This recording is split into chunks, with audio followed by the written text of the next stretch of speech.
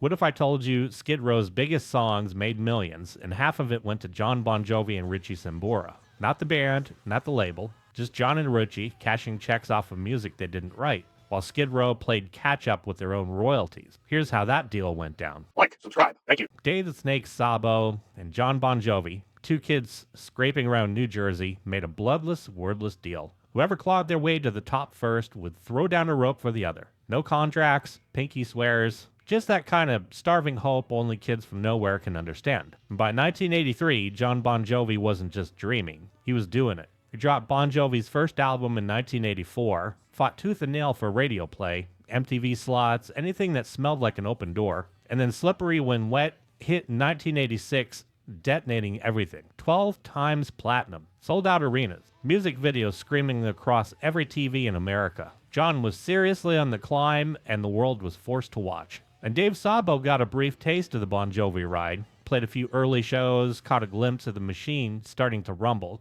But before the ink could dry on anything real, Richie Sambora showed up and took the slot. No hard feelings, just cold reality. Sabo packed it all in and started building his own monster, Skid Row. Threw a few pieces together, got Matt Fallon in as the vocalist, and started hunting for something bigger. And by 1987, John Bon Jovi kept his old promise alive. He dragged Skid Row into the orbit of Doc McGee, the man already babysitting Bon Jovi and Motley Crue through their... Doc didn't flinch at the songs or the look, but when he heard Matt Fallon sing, he pulled the brakes. Flat out said, without a real frontman, Skid Row wasn't going anywhere. Change the singer or stay stuck playing Jersey bars forever. Late 1987, fate crashed the party, literally. John Bon Jovi's parents, Carol and John Bon Jovi Sr., wandered into a wedding where some lanky Canadian kid named Sebastian Bach was tearing the roof off. Right place, right time. They saw it, they felt it, and they knew Skid Row was missing this. Word got back fast. Sebastian got the call, got on a plane, showed up, blew the walls off the audition,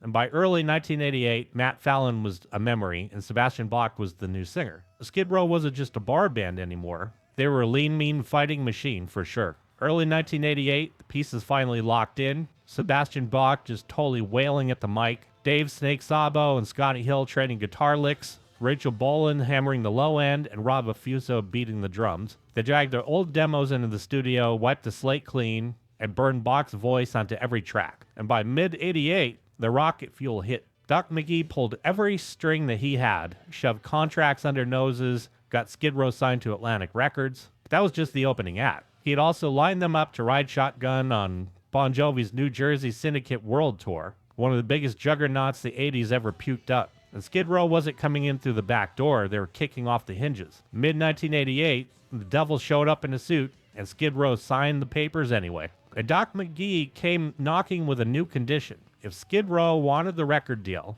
the tour slots, the golden ticket out of Jersey, they had to hand over a fat chunk of their publishing rights, not to Atlantic or even McGee, but to John Bon Jovi and Richie Sambora's brand new side hustle, the Underground Music Company. The band would still get their scraps from the album sales, artist royalties, a pittance at best, but the real money, the gold veins from radio spins, MTV rotations, movie placements, all that fat would quietly flow uphill to John and Richie. Skid Row knew it was a bad deal. They said it out loud, but they took the deal anyway. Because when you're broke, hungry, and staring at the cage door swinging open, you do not argue about the fingerprints on the key. You run. So late 88, Skid Row finally crashed the party, night after night, lighting up arenas, opening for Bon Jovi, facing down crowds the size of small cities. No album out yet, no hits on the radio, just 5 hungry guys grinding it out, turning the heads of tens of thousands every night. Word starts leaking. This wasn't just another Bon Jovi clone band. It's something meaner, louder, and sharper. And then January 24th, 1989, the hammer dropped. Skid Row hit the shelves through Atlantic Records and detonated on impact. 5 times platinum. Hit after hit. Youth Gone Wild kicked down the door. 18 in Life stormed onto the Billboard Top 5. I Remember You left teenagers slow dancing in high school gyms all over America. MTV could not spin videos fast enough. In less than a year, Skid Row went from local Jersey kids signing away their future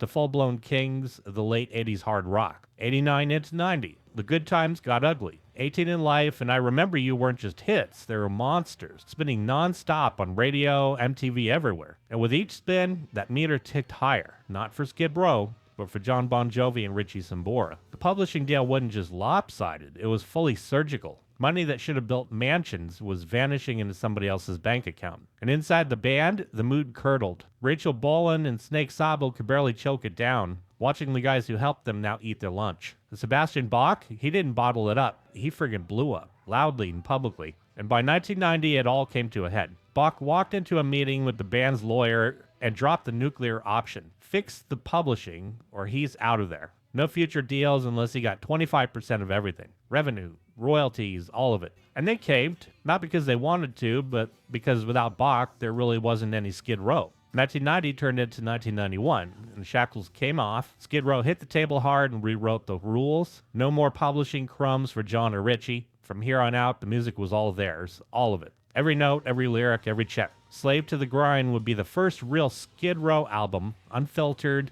unpaid out to anybody who didn't play on it. And June hit. Slave to the Grind dropped like a sledgehammer, went straight to #1. First metal album in history to debut at the top of the Billboard charts. No soft ballads or sugarcoating, just pure fire. I covered this album in detail. I left the link in the description below. Critics dug it, fans devoured it, and just like that, Skid Row ripped away from Bon Jovi's shadow and proved that they weren't anybody's little brother band. They were a force all their own. A loud, pissed-off, platinum-plated force, nonetheless. But the debut album, it never stopped bleeding. Long after the contracts were shredded, the tours were done, one thing never changed. John Bon Jovi still got paid. Every time 18 in Life aired on some classic rock station, or I Remember You scored another sync, the check still had his name on it. And Richie Sambora, at some point, had a moment of guilt. He told the band that he would give his cut back. But Snake Sabo later made it plain. He said the money was never returned, so unless Richie quietly walked it back in legal ink, that cut still flows. And years later, the quotes hit like scars that never healed. Sabo said it straight. We signed a shitty deal. We knew it.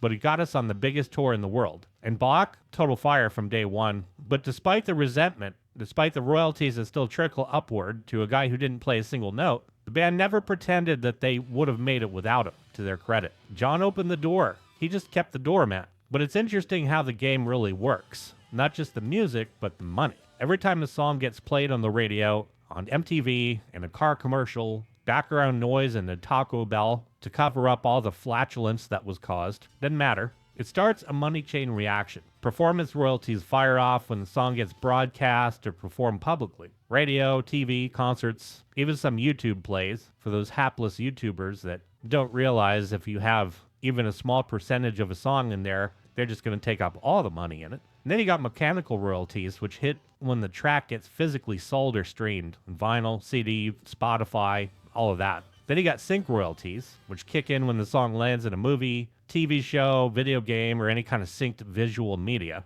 But here's the thing. Publishing means owning the song itself, not the recording. The song, the words and the notes. Whoever owns that gets paid first. Before the band, before the singer, before the label, always. And that's the knife John Bon Jovi and Richie Sambora were holding. And for Skid Row's first album, they never put it down. Skid Row didn't just give up a piece, they handed over the whole crown. And the exact cut never made it public. But by the way the band talked about it, it was grossly overreaching. Shitty deal, lion's share, doesn't take a calculator to do the math. Most credible estimates say that John and Richie walked away with anywhere between 50% and 75% of the publishing. That means for every dollar 18 in Life earned, for every spin of I Remember You on a late-night radio block, the biggest slice went to those two guys. Now you gotta remember, Skid Row's debut album didn't just go 5 times platinum in the US. It quietly crept into millions more around the world. Call it 7 to 8 million sold conservatively.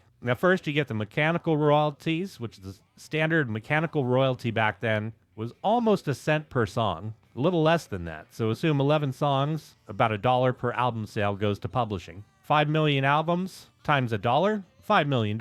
Easy math. And then you got performance royalties. 18 in Life, I Remember You, Youth Gone Wild. They just embedded themselves in the radio DNA. And between radio spins, MTV airings, background noise, and every biker bar from Jersey to Japan, the realistic conservative estimate would be 3 to 5 million over time. So you peg that at about 4 million. Then you got sync licensing. 18 in Life alone has shown up on a few retrospectives, true crime docs. It's not Bohemian Rhapsody level money, but it's definitely not pennies either. That's about $500,000 right there. But we haven't even thought about the recoupable costs for the album manufacturing, videos, promotion. So it's likely the band only saw income from the tour. And nowadays, it's even worse for bands, since the label found a way to dip their beak into touring, merch, basically every facet of their income streams. So really, Skid Row had it lucky considering the time that they were in. But the total publishing revenue is roughly $9.5 million conservatively. So the real twist here is John Bon Jovi and Richie Sambora's cut, if they own 50%, they split $4.75 million.